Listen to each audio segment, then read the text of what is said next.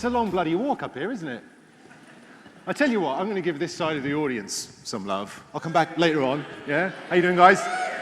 You see?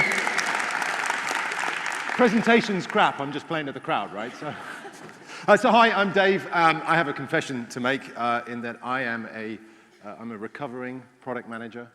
I work in an industry that is filled with product managers. Everybody in my industry is a product manager. And the problem with product managers is they love themselves just a little bit too much. You know what I'm saying? So I needed a way out. And my way out was to invent a job title. So I stand in front of you, ladies and gentlemen, not a product manager today. No. Instead, I am Chief Envisioning Officer. Check me out. Thank you very much. Job titles are important in my industry. You know they are. That's why I had to invent mine, because I work in an industry where we love what we do so much. All we want to talk to people about is the products and technology. That's all we care about. But the problem is, that's part of the story, and it's an important part of the story, but what we don't do enough is talk not just about the technology and the products we make, but talk about the human beings that use them. Wouldn't that be nice? So I invented this role where actually my job is all about the future. It's about predicting the future of human beings. How are human beings going to want to live, work, and play? Because I think if we know what the human beings are going to do, we can be a lot more mindful about the kind of technology they're going to require. So understand then, at a certain level, my job is essentially about the future of humanity. Right? And I just figured, if I'm going to have a job that's about the future of humanity, I demand a job title with a certain degree of pomposity. Think you'll see I've achieved that. I also love this job title because when I was a kid, I told my mum one day, I'm going to be CEO somewhere, you just watch me. This is still the only way I'm going to pull that job title off. So look, I have to give you some background to who the hell I am. I stand in front of you, an individual who's dedicated his entire career to the world of IT. 25 years in the second smallest room inside your organization. The one with no natural daylight, just the whirring of the fans and the blinking of the LEDs to keep me company. I have chosen, as part of my job, to work for one of the world's largest technology companies. I have gone to the extremes of personal grooming to grow a beard and a ponytail. That's how committed I am to my industry. And guess what? I also quite like Star Trek, man. Right, there we go. This is my 8th birthday party. It's my mum and my auntie Mabel. Stick with me, I'll make it relevant, right? The thing is, when you're a young, naive, gullible kid like what I was, Star Trek teaches you this really important lesson that technology is supposed to be a force for good in our lives. It's supposed to be this thing that enables human beings to rise up and achieve more than they could do on their own. This is why I chose a career in IT. It's why I choose to work for Microsoft. But my problem is those 25 years in IT. Because I look around at how we all use technology today, and I don't see a liberating force. I don't see this release. I see a prison. I see something that controls how we work, constrains how we think, and quite frankly, I refuse to accept that as our future. So a few years ago, I set out on a different journey. I was working with a friend of mine, and we were charged with writing case studies, marketing case studies, the essential tool in every product manager's toolkit. And like every good technology company, our case studies basically started with a big, pithy business problem at the top, big UK brand name in the middle, BA, Tesco's, doesn't matter, and then our technology at the bottom, check it out. Guess what? Nobody cares about that shit, right? Nobody cares, except for us as product managers. So we thought there had to be a different story, and our story was about the people who use the technology. So I wrote a book 3 years ago called Business Reimagined, which is about how the way we work today doesn't work. I followed that up last year with a book called The Rise of the Humans, and this is about our personal relationship with technology, and actually how our relationship with technology prevents us from getting where we need to do. You should know 2 things about the book. Number 1, you can get them for free on Amazon if you have a Kindle, or if you don't, you just tweet me and I'll send you a download code. And secondly, the other thing I didn't tell you about my past is I used to be a management consultant. Don't hate me, right? So there were no answers in the books, right?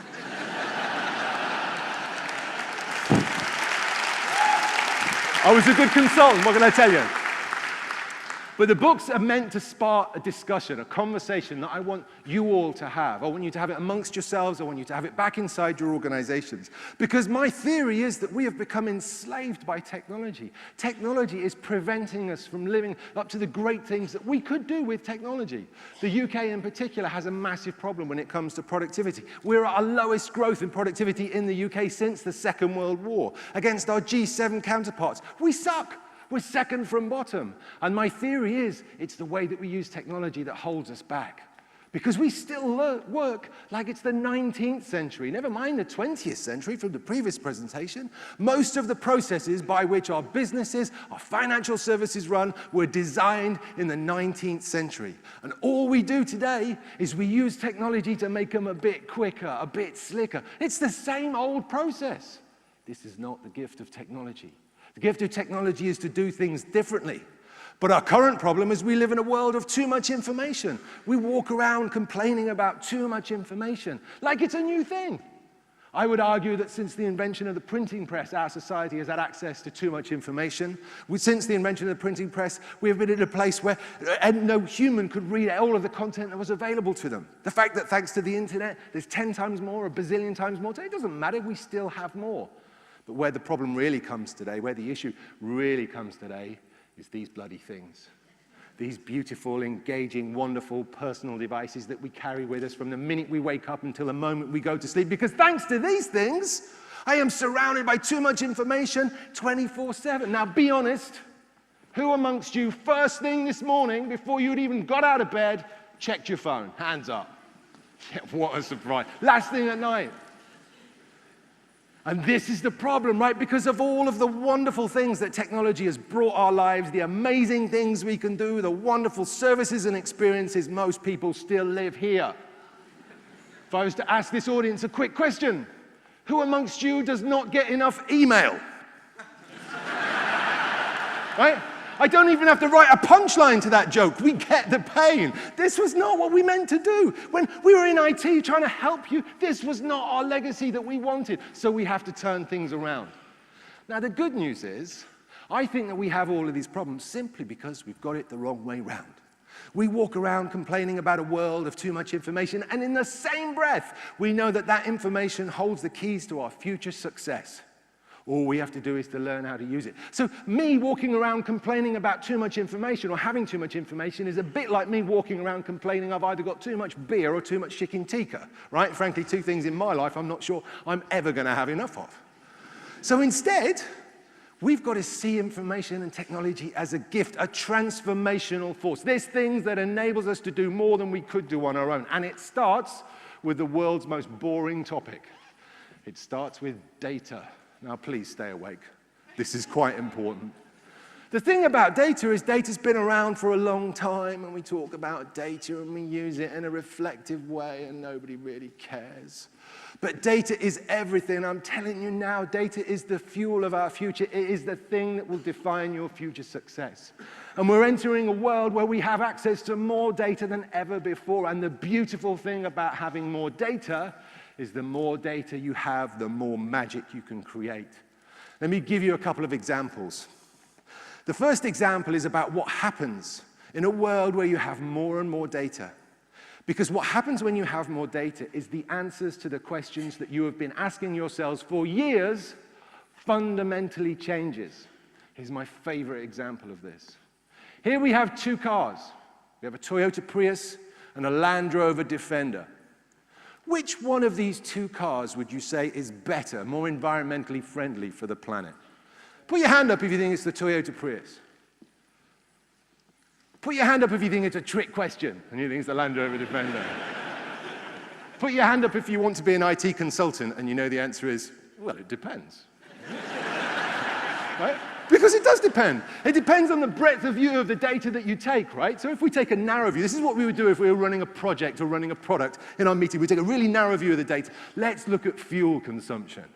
Well, on the basis of fuel consumption, of course the best vehicle for the planet is the Toyota Prius. That thing runs on water and pixie dust, hugs trees when you drive by. Not like the bloody drinks diesel, man. Well, listen, they did a study back in 2008. And they did a study that basically took a systemic view. They gathered as much data as possible about the problem, about the question. And what they found, to their surprise, basically, if you look from the creation of the components that go to make the vehicle through to the point at which the vehicle is thrown on the scrap heap, the best of these two vehicles for the planet is actually the Land Rover Defender. Why?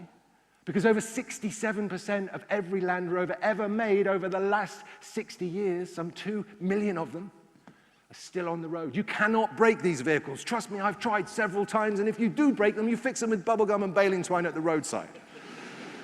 Now look, this is not an advertisement for Land Rover. This is simply just an example to show you what happens. The more data you have, the answers fundamentally change. So your job, if you really want to know what the answer to the question is, to get as much data as possible. You should be smothering yourselves in data, surrounding yourselves in data, because only then will you really start to see what the answers are. But then the other thing starts to happen. The more data we have, the more we can move away from the way that we've always used data. We've always used data in a reflective way. We've used it to reflect on what has happened. You will run your project campaign. You will run whatever it is. You'll amass a bunch of data as a result of that campaign. And at the end of it all, you will look back at the data and reflect on what happened. We're moving into a world now where we can use all of that data, not to reflect, but to accurately predict what will happen. And this is brilliant, right? And this is not some half-baked down the pub on a Saturday afternoon who's going to win the 320 at Chepstow prediction. This is scientifically, statistically significantly correct. Microsoft's been doing this amongst other companies for the last couple of years. We did the World Cup. We got 15 out of 16 World Cup games right. We did the Scottish referendum in the UK. We got that right within 2% of the public vote. We're a consumer company. We did X Factor and Pop Idol. And highlight of my career, we even did the Eurovision Song Contest. Oh, yeah. And we're getting it right. Better still, we and other companies like us are making the power that makes this prediction possible available to all of you. It's a cloud-based API. So the challenge with this, what happens to your products, to your business, to your organization in a world where you can accurately predict what will happen? This is the question. These are the questions you must be asking yourselves now, because the capability to do it is just around the corner. But all of this is supported by what I like to call a technological Copernican shift, because I, like you, can use Wikipedia. Copernican shift is basically 1534, right? Copernicus rocks up to his academic buddies. He says, you buggers have got it all wrong. It's not the sun that goes round the earth, it's the earth that goes round the sun. And in that instant, thousands of years of science, everything we knew about the world around us, gets turned on its head. The same is about to happen to our own relationship with technology, because today we gravitate around technology. Think about it. Every time you want to use any kind of technology, you have to go to it. You have to sit in front of your TV. You have to pick up your laptop, look at your phone, sit in your car. That's the only way technology works. It's got us running around. Well, we're moving into a world of ubiquitous computing, where the technology will surround us. Every wall, every surface, every floor, every window, every light bulb will be a device that is connected and spewing out data about the world around us.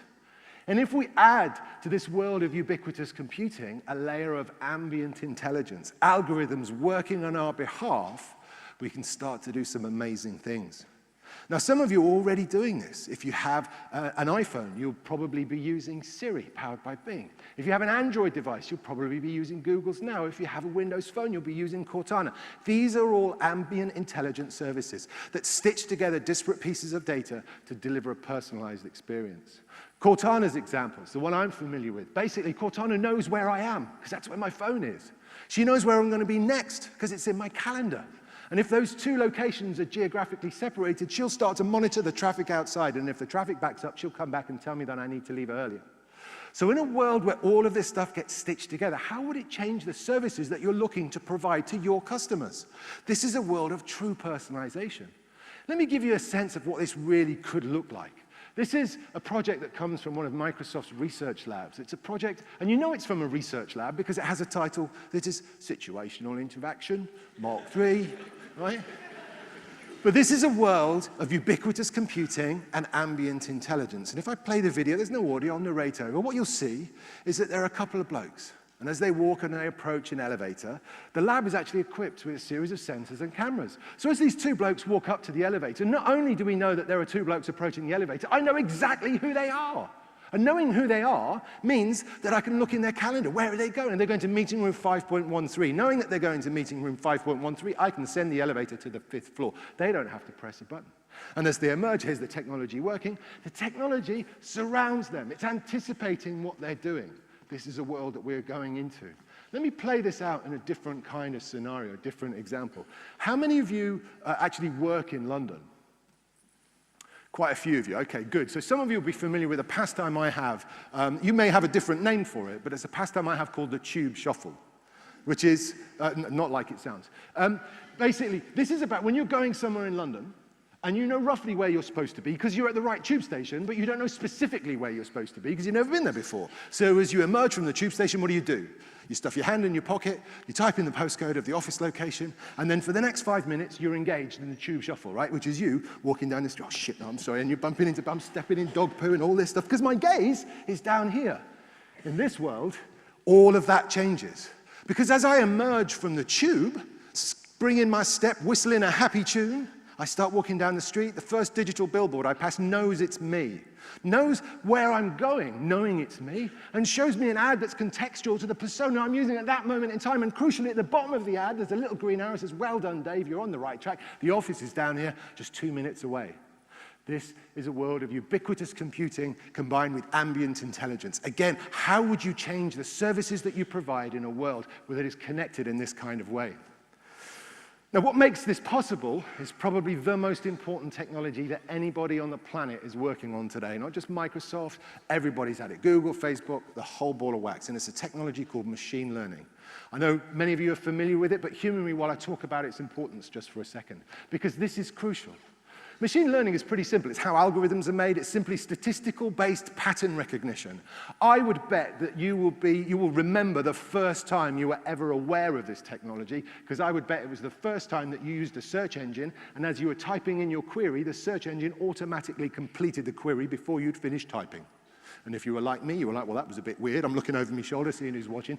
Statistical-based pattern recognition. All the search engine's doing is based on the characters that you've just typed in and against the billions of other queries that have been entered into me today, the statistical probability of you going on to complete the sentence is 99%, so I'm going to suggest that as the next option. That's machine learning. Now, the thing is, that simple capability of spotting patterns in data enables us to build the most transformational kinds of services. So they're my favorite examples. So just to give you an example of it, this is now available in a public beta, but we can now use the power of machine learning to provide real-time speech-to-speech language translation. Now, we do it via Skype. We demonstrated it a couple of years ago. We had a gentleman speaking German connected to a lady speaking English, connected via Skype. Gentleman speaks German, lady hears English. Lady speaks English, gentleman hears German. Real time. No human being involved, just an algorithm doing some pretty smart things, spotting patterns in data. I want you to think about the scale of the transformation in tied services like that, because I do. I have a 9-year-old son, and I think on the basis of this kind of technology, do I bother to get him to learn a foreign language at school? Because by the time he enters his world of work, it will be a redundant skill. Now, I get that's provocative. Before the Twitter hate mail starts. There are lots of reasons why we learn foreign languages at school. And the reality is my son he will learn 2 languages or 1 or 2 languages as he goes through his education. But thanks to this kind of transformational capability, when he exits education, not only will he be able to speak the 2 languages he's learned, he will be able to speak another 152 languages, enabling him to travel anywhere in the world and speak like a local. This is the kind of transformation that this technology offers. I need you to think about this. Because this is a really different world. This is a world that changes our capability as human beings. It changes what we can do, and we have to get ready for it. Now, if you want to know how it works, there's a really simple example. This comes from an email that did the rounds back in 2003, based on some real proper grown-up academic research from Cambridge University, that basically says, if you speak English, as long as I keep the first and last characters of the word in the right place, I can mix up the rest of the characters. I can even misspell words, and you'll still be able to read the text. Is that true? Yeah, brilliant. The thing I love about this example is that there's 2 things I love about this example. Number one, it's completely contradictory to the way that we're taught language at school. Because when we're at school, we're taught that language is logical. We're taught that language follows rules. We're taught things like I before E except after C. I don't know what happened there, but it just felt good.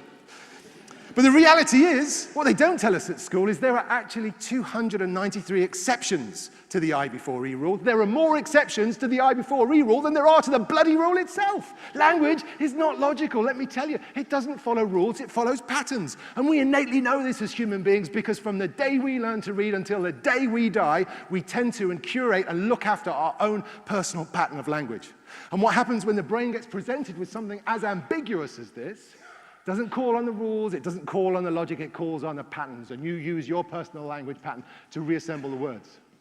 The second reason I love this example is it shows you the limitation of algorithms and machine learning because they're only as good as the patterns that they're provided with. What do you think happens when I show this slide to someone who's just beginning to learn to speak English? Or if I showed it maybe 5 years ago to my son when he was just forming his own language skills? They haven't got enough of the pattern, so they can't read it. And this is why human beings are going to be evolved, certainly for the next few decades, because somebody has to write the bloody patterns. Somebody has to contextualize the patterns, and that somebody is us in what we're doing. So moving forward, what does this all mean to you? How do you bring this together in a way that makes sense for your day jobs and what you have to do?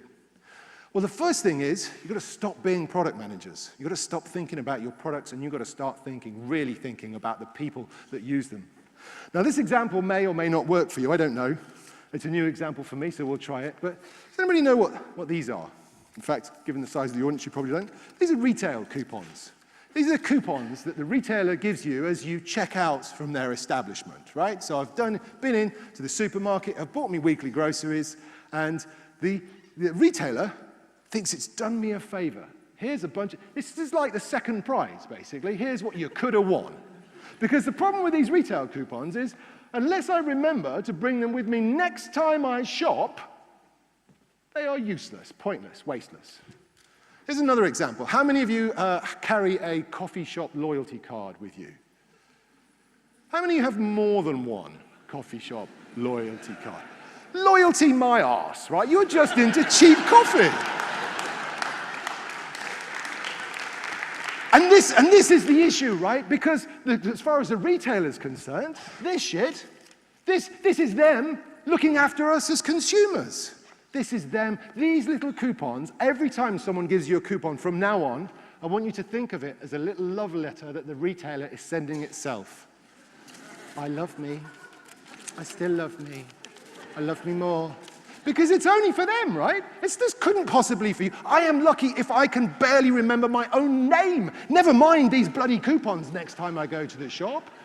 And yet what's funny is every time I go to the shop, I hand in this one thing. It's a standard token. It goes with me everywhere I go. I use it every time I'm in there. It's called my credit card. Why on earth would you force me to carry around this stuff? Why would you force me to carry around your loyalty card? It's only because you're in love with yourselves and you're thinking about your own product, not the human beings that use it. So what we have to do, we have to think outside in. We're all consumers. You know what it's like. You know the things that irritate you, the things that prevent you from using a service. Embrace that. Understand that. What does a customer really want when they go into a grocery retail store? They want an easy, quiet life. I want the shopping to be over, and I would quite like someone to cook it. I get that may not happen. But also, the other thing that we don't do is we given all of these things by our customers, we don't pay any attention. When I go grocery shopping, I don't just buy the groceries. Me and my son do the grocery shopping, so I do all the cooking. I'm not after sympathy, it just makes the story a bit more relevant, right? And there's a little thing that we do every time we go to the grocery store is before we start the food shopping is we go and hang out in the games aisle and the DVD aisle, right? Just procrastinating on doing the hard work. Well, that's beautiful information if you were the retailer, but the retailer, although it has that information, does nothing with it. They're not thinking outside in. So when you look at your product and you think you know the customers for your product and you know the people, really know them, really understand, and understand them at a holistic level, not just as users of your service. I don't want to think of you just as the person that buys the software from the place that I go. I want you to think of me holistically as a whole human being, because when you understand me holistically as a whole human being, you can provide me a service that will be relevant to me as a whole human being. You also need to know that where we're going in the future, it won't just be content that's king, it will be context. Knowing where I am, knowing who I'm with, knowing what I did last time I was here, knowing what I'm going to do next, knowing what mood I'm in, knowing what heart rate I've got, knowing how much I slept last night is all valuable information. If you could have access to the information, think of the kind of personalization you could deliver. Amazing personalization. At this point, if you are not a little bit freaked out by that concept, you're a bit weird. And the problem is, I can tell you all of this great stuff, and at a certain level, we get the logic of it. We know why that personalization would be great, but the reality is today we live in a place that a friend of mine calls Creepy Valley, which is essentially where people try to do stuff to us that we don't really understand why, we don't understand what the value is, and we're a bit freaked out by it. You see ads, and you think, wow, why are you showing me that ad? And you don't know why it's valuable, and you get creeped out. You don't trust it. This is the biggest barrier to us doing proper personalization. But there's a really easy way out of Creepy Valley. We've got to do a couple of things. First of all, we have a duty of care to everybody that uses our services to be open and transparent about what we do with their data. If you want someone's data, you be explicit about what you're going to do with it. Tell them. People are adults. They understand that they have to do, that you have to make money somehow. But you have to do this as well. Having been open and transparent, the second thing you have to do is to be really explicit about the value that you offer. Because if you're open and transparent and you're explicit about what they get, guess what the consumer, your customers, are going to do? They're going to make a really simple decision. And if you've got your value proposition right and you're doing good things with their data, over time they will trust you and they will enjoy the services, and we can head into a happy, safe world where we're respectful of people's privacy, but we deliver amazing, personalized services. This is the only way forward for us if we're going to get out of Creepy Valley. And it's all about trust. You know what it's like as a product manager. Your number one challenge beyond getting the product right is to win the trust and loyalty of the people that you care about. This is where it all lands. And I think in a day like today, we're in the 21st century with social media where we should be so transparent. Building trust amongst the people that use our services is absolutely paramount. And then it really comes down to this. There's a really simple equation. If you want to deliver transformational experiences or transformational products, you must understand that you can only do this if you have access to two other things. Number one, everybody in your organization, and I mean everybody, needs to feel like they're empowered to be transformational. Everybody needs to know that they can make a difference, irrespective of the role or position they held in the organization. And secondly, those people can only be successful if they have access to the tools that enable them to work in transformational ways. You will not be, you will never be, you will never, ever be transformational over email, right? Not even as an attachment, right? It's just not going to happen. You need a different generation of tools. You need to work in different ways. Magic equation, transformational experiences equals transformational people plus transformational tools. And really, in order to do that, you have to think differently. And again, this is the product manager's dilemma. Because what happens is you sit in your little bubble and you think about your product. And you think about your product and nothing else. And when you think about your product, you forget that the world exists outside and the world moves on. My favorite example of how this can cause a problem is this thing. Does anybody know what this is? This is one of the UK's first autonomous vehicles. It's currently doing the rounds, terrorizing the streets of Milton Keynes as we speak. And the thing I love about autonomous vehicles, especially cars, right? I mean, they're an amazing technological feat. The technology inside these things is just phenomenal. What a brilliant thing. And I can see amazing use cases for them. But they're fundamentally stupid. Because, let me give you a couple of examples. Number one, recent stats show that it will take us to 2040 until 50% of all miles driven are driven autonomously. That number reaches 100% by the time we reach 2070. Do you seriously want to tell me that when it's 2070, the best, most efficient way we can think of to transport human beings around the planet is inside an autonomous metal box? Right? Please tell me that's wrong. Because we have to have higher aspirations. I guarantee you we will not be driving around in cars by the time we're 2070. We will have different modes of transport. Problem number two, when we're presented with transformational technologies like this, we don't know what to do with them. Do you know what the first law the UK has passed for the provision of autonomous vehicles on UK highways? Is that inside every autonomous vehicle, there has to be a single designated human being. I don't know, let's call them the driver. who has to sit and monitor the controls. Madness. And so there are two issues with this thinking inside the box. Number one is that you're sat there and you're forgetting that there's a world outside. And number two, there's an opportunity cost. Because while you're thinking about your own little world, the rest of the world is moving on. While I'm thinking about autonomous cars, nobody's thinking about hoverboards. Screw hoverboards, I want this. Right? That's what I want. So again, when it comes to thinking, do what you can. I understand that your world is important. I know your products are important, and what you have to do with them is important. But wherever you can, reach outside. Talk to other people who have less to do with your industry, nothing to do with your industry, and find out what's going on, because that will create a better product for you. Then finally, there's some things I want you to think about. This is about your own personal relationship with technology. This is about how we get technology back to its rightful place. The first thing is I need you to think about this thing called mindfulness. And I know mindfulness is really trendy. And if nothing else, right, I want you to think about mindfulness as a spectrum, right? And as with any spectrum, there are extremes. On one extreme, there's what I would call the West Coast US definition of mindfulness. And this is where it's about meditation and Zen Buddhism. I'm not knocking that, man. If that's your bag, that's fine. If nothing else, though, I want you to think about the other extreme. I want you to think the other end of the spectrum, which I like to call the British version of mindfulness. Which is just about being bloody pragmatic, right? So if you're the sort of person that likes to sit in meetings with your laptop open taking notes, right? Or you're sitting in a meeting with other people with their laptops open taking notes, and we all know that taking notes on your laptop in a meeting basically means catching up on your email or checking out Facebook, right? Don't have the meeting. Bin the meeting. The meeting is a pointless waste of everybody's time at that point. Similarly, don't be the person who sat in the cafe or the pub with your friends and family checking out your Facebook status. I tell you now, the most crucial life skill of the 21st century, certainly this part of the 21st century, is simply this. We all need to be able to make a positive, conscious decision at any moment in time. Given what we're doing, can the technology help us, yes or no? So it's not as simple as turning it off. Can the technology help me, yes or no? If the answer is yes, fantastic. Switch it on, immerse yourselves, strap on the goggles, fill your boots. But if the answer is no, turn it off, put it down, leave it alone. If you start to do that, you start to reaffirm what technology can do from you for your life. You start to change your relationship with what happens. We drift away from this experience of where technology is everywhere to back to a place where technology just provides value. The second thing we have to do on a personal level is we have to create space for creativity. We have no space left in our lives for creativity, and worse, we have no space left in two dimensions. Number one, we don't have space for creativity in a physical dimension. How many of you work in an open plan office?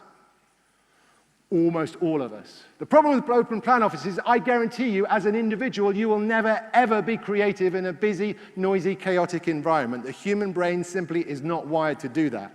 So you need to create some physical space where you can go to be creative. Now, that might be a quiet corner in your office. It might be better still to adopt a culture of true, flexible working where you can choose the most appropriate location for the work you have to do that day. But do it. And when you have to do that creative work, make sure you go there. Turn the notifications off. Focus on what you have to do.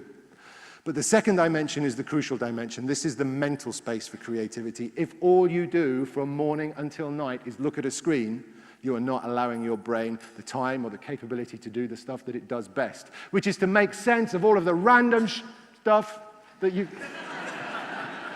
seen and done over the past few days and weeks. Your brain is an amazing, powerful workhorse, but it needs space to operate. So you need to make sure that every single day you take some time. And it might be walking the dog or going for a run or taking a shower on the commute. It doesn't matter, but do it and do it regularly. And if you do that, I guarantee you'll be amazed at the kind of insight your own brain provides to the problems that you've been facing.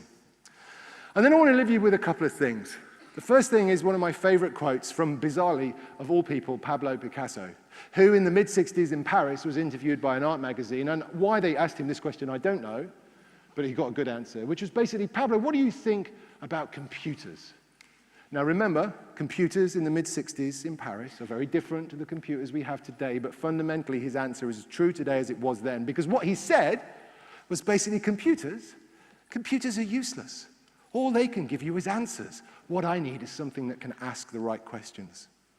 And do you know what that something is? It's you.